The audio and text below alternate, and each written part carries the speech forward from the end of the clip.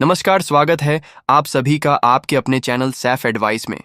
तो साथियों, EPS 95 pensioners की हो गई है बल्ले बल्ले, क्योंकि अब स्टेट लेवल की हाई कोर्ट और सुप्रीम कोर्ट ने भी आप लोगों के पक्ष में फैसला सुना दिया है।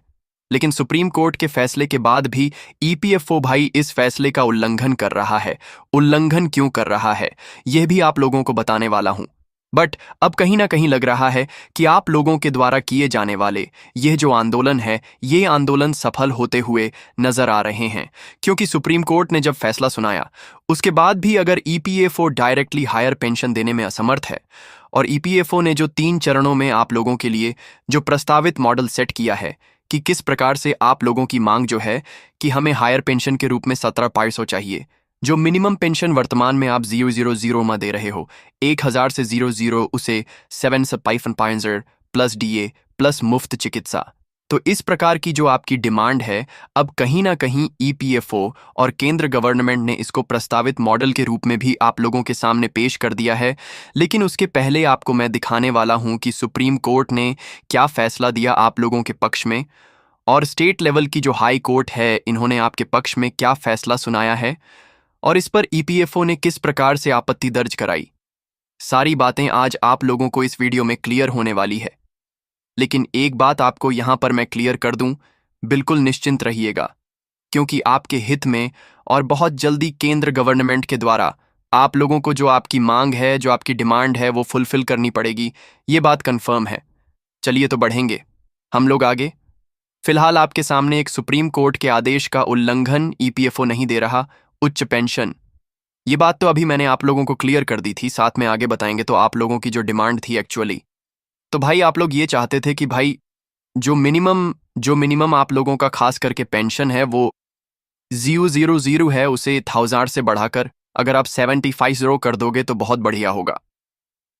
साथ में आप लोगों ने ये भी कहा कि जो प्रस्तावित वेतन है, जो वर्तमान में RS1J आप लोग देते हैं, खास करके संगठित क्षेत्र में काम करने वाले कर्मचारियों को, उसे बढ़ा करके RS1G कर दो तो भाई साहब दिक्कत नहीं रहेगी।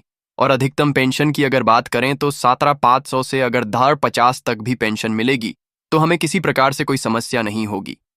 यह संगठित क्षेत्र में काम करने वाले कर्मचारियों की डिमांड है, यह बात हम लोग जान गए थे।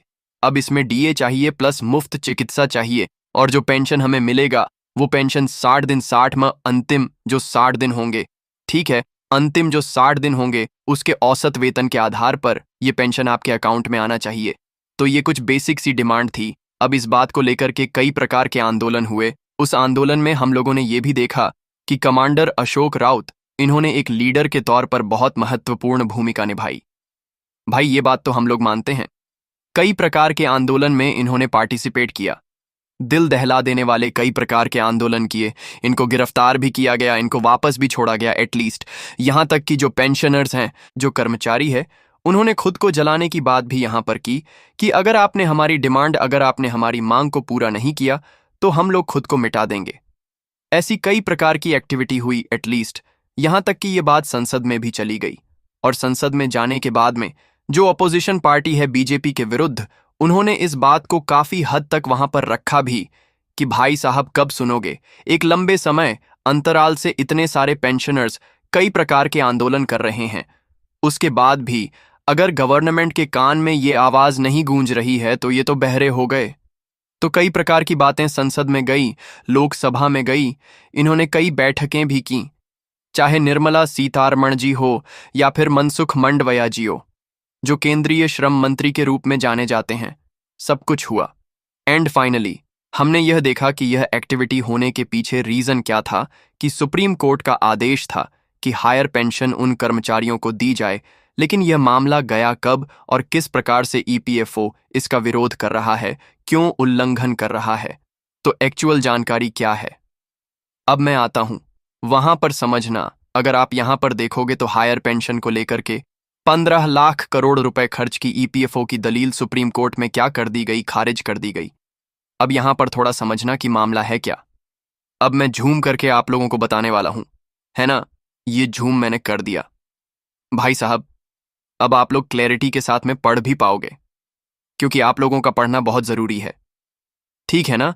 इससे आप लोगों को एक तो संतुष्टि मिलेगी कि भाई साहब हमारे में अब फैसला आने वाला, बहुत जल्दी समझना इन चीज़ों को, ठीक है।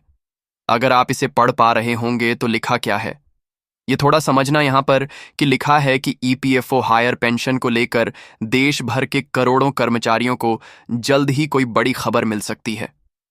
भाई डेफिनेटली वो तो मिलना तय है, लेकिन मेन मुद्दा क्या है इसकी वजह से? इसकी वजह यह है कि सुप्रीम कोर्ट में हायर पेंशन से जुड़ी देश भर की 67 याचिकाओं पर अंतिम सुनवाई पूरी हो चुकी है।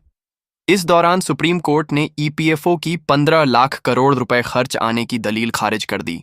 मतलब कि ईपीएफओ ने वहां पर एक दलील खास करके एक पिटीशन लगाई थी कि सर अगर इतना हायर पेंशन हम इन कर्मचारियों को देंगे तो आरएस लाख करोड़ रुपए का खर्च आएगा, इसलिए आप थोड़ा विचार करिए। लेकिन सुप्रीम कोर्ट ने उसे भी खारिज कर दिया कि नहीं, हायर पेंशन आप लोगों को उन कर्मचारियों को देना पड़ेगा, उनका हक है। ये बात आपने समझ ली। अच्छा, ये सुप्रीम कोर्ट की बात होती है। हाई कोर्ट यानी स्टेट लेवल की हाई कोर्ट की बात भी करेंगे वो। हाई कोर्ट भी इन कर्मचारियों के पक्ष में, भाई साहब मतलब आप लोगों के पक्ष में हाई कोर्ट भी आपको देखने को मिलेंगे। अंतिम सुनवाई के बाद सर्वोच्च न्यायालय ने फैसला सुरक्षित रखा। ईपीएफओ की ओर से यह दलील दी गई थी कि हायर पेंशन पर 15 लाख करोड़ रुपए खर्च आएगा। सुप्रीम कोर्ट के जस्टिस उदय यू ललित की अध्यक्षता वाली 3 सदस्य बेंच में इन याचिकाओं पर सुनवाई की गई थी। अब ये आपने समझ लिया, सुप्रीम कोर्ट का फैसला आप लोगों ने यहां पर देख लिया। लेकिन इसी प्रकार से अगर आप हाई कोर्ट के फैसले देखोगे तो ईपीएफ मामले की जानकार चंद्रशेखर परसाई के मुताबिक केंद्र गवर्नमेंट और श्रम मंत्रालय एवं ईपीएफओ ने केवल हाई कोर्ट की डबल बेंच द्वारा 12 अक्टूबर 2018 को दिए गए फैसले को सुप्रीम कोर्ट में चुनौती दी थी।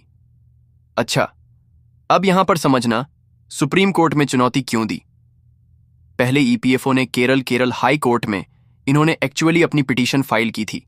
केरल हाई कोर्ट ने 507 याचिकाओं पर सुनवाई करते हुए ईपीएफओ द्वारा 1 सितंबर 2014 से किए गए संशोधनों को निरस्त कर दिया। मतलब ये चाहते थे कि जो नियम है उनमें हम लोग क्या करेंगे, बदलाव करेंगे ताकि हमें ज्यादा पेंशन कर्मचारियों को देना ना पड़े। तो केरल हाई कोर्ट ने भी इसको क्या कर दिया, निरस्त कर दिया। 2014 से लेकर अभी तक ये डिमांड होती हुई आ रही है, ये बात भी आप लोग जानते हैं अच्छे से, ठीक है ना। ईपीएफओ इसके विरोध में भी इसे चुनौती देते हुए सुप्रीम कोर्ट गया और सुप्रीम कोर्ट ने फैसला उन कर्मचारियों के पक्ष में दिया। 1 अप्रैल 2019 को सुप्रीम कोर्ट के 3 सदस्य बेंच ने ईपीएफओ की अपील खारिज कर केरला हाई कोर्ट के निर्णय को यथावत रखा। इसके बाद फिर ईपीएफओ एवं केंद्रीय श्रम मंत्रालय ने केरला हाई कोर्ट के निर्णय को निरस्त करने की अपील की, जिस पर अंतिम सुनवाई हुई है।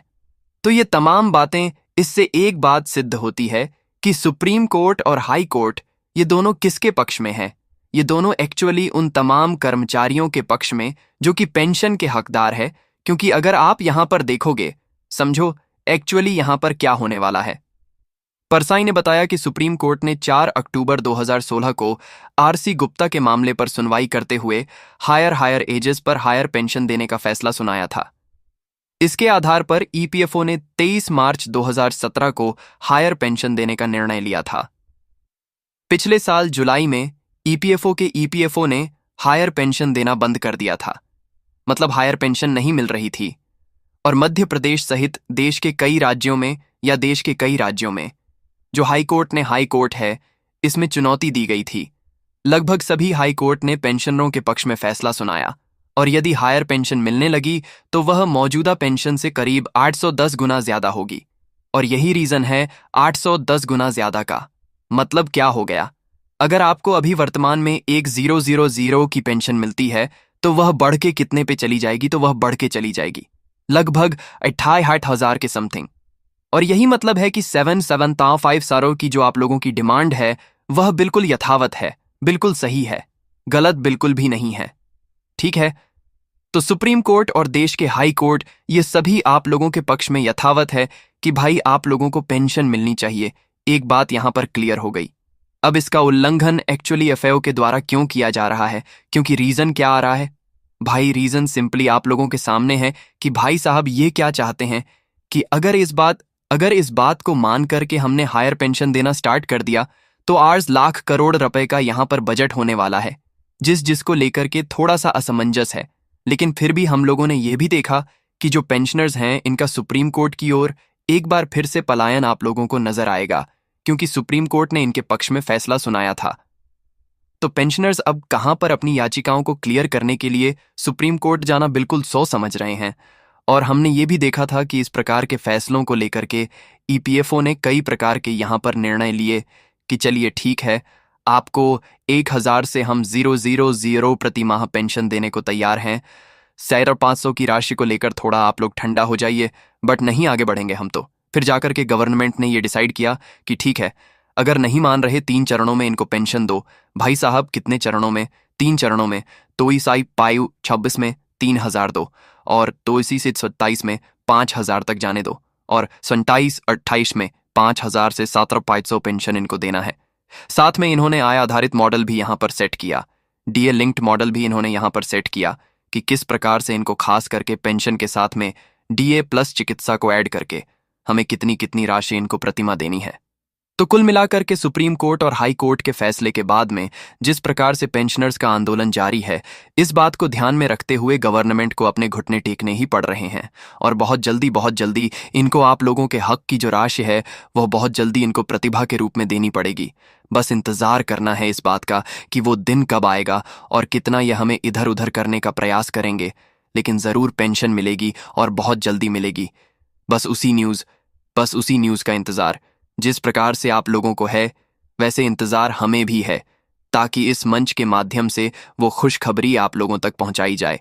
बाकी जो भी अपडेट हमें मिलेगा वो इंटेंटली आप लोगों तक पहुंचाया जाएगा। इसी प्रकार से मिलते हैं अगले वीडियो में एक नई जानकारी के साथ में। अभी के लिए बहुत बहुत धन्यवाद। Thank you. जय हिंद, जय भारत।